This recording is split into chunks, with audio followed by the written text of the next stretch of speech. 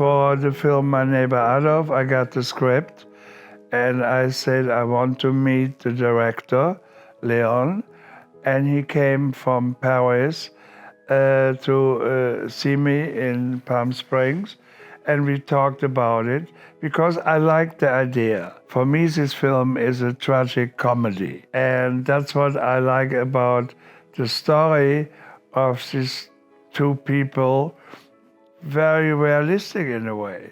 The eyes are very important because he doesn't go to the embassy and says Hitler lives next to me just because of the shepherd, the German dog. That is the eyes. And the past, I don't want to talk about it now, how we met. And I think that's very important. I made a film now which will have the premiere on Amazon on the 16th of December, called Hunters, with Al Pacino, and I play Adolf Hitler, but no comedy, because before I played about Adolf Hitler, I would say 4 or 5 times, but always comedy. And I always was thinking about Charlie Chaplin in The Dictator, when he kicks the world, when you play Adolf Hitler in a serious way, which actually took quite a while for me to make the decision that I do play it serious, because it's, I lived 30 years in America.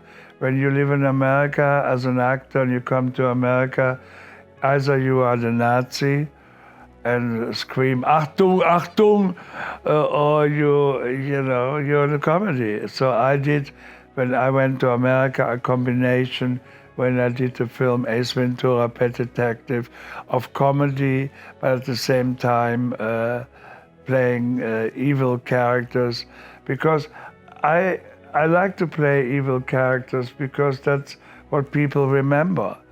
You see, there is 2 ways.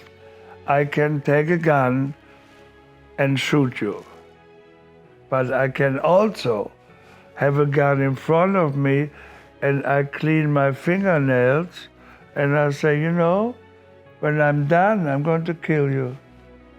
Bang. And then everybody say, oh, that was evil. I'm a lucky man.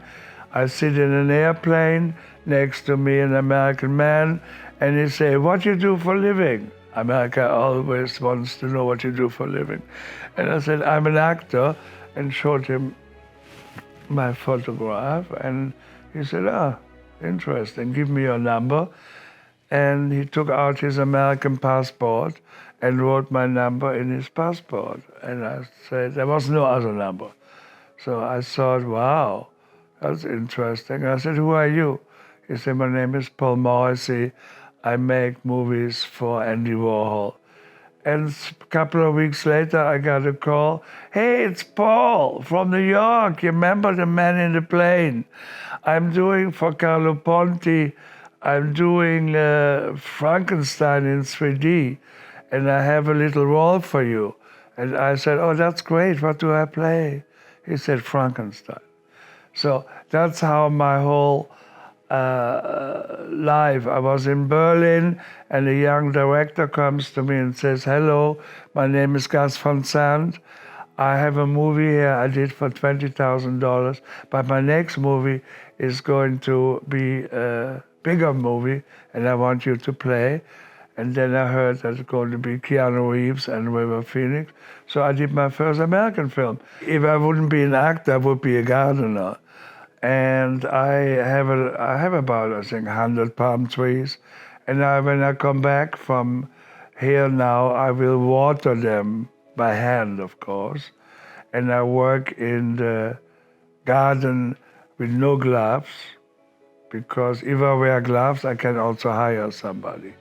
And I tell my trees the story. I have a little ranch with a plastic horse. The name of Max von Sydow is my horse. And when I do pictures, I dress as a cowboy. See, I've never been to acting school, but I became a professor teaching acting. And my favorite line was always, talent is something you cannot learn. I like different things, like The Kingdom and Lars von Trier. Also, we met when he made his first film, Element of Crime, and we had a beer, or two, I forgot. And then a couple of months later, he called me and he said, I'm doing a film, Medea, a script by Carl Theodor Dreyer, and I want that you play the husband of Medea, King Jason. He said, but there is a problem. And I said, what is the problem? He said, you don't look like a Vikinger. Please don't shave anymore for 1 month. Don't wash your hair for 1 month. And come to Copenhagen because I have to sell you as the king of the Vikinger. So I went kind of smelly on the plane to Copenhagen. And I got the part. And that was the beginning of our friendship.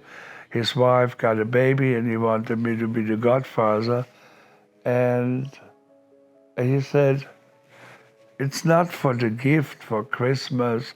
And he said, but if my wife and I have a car accident tomorrow, let's hope not, and then you are responsible for my baby. I said, wow, that's a compliment.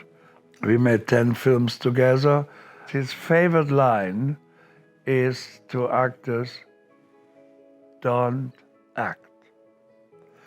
And then some people say, I don't act. And he says, what is the shoulder? Why does the shoulder go forward?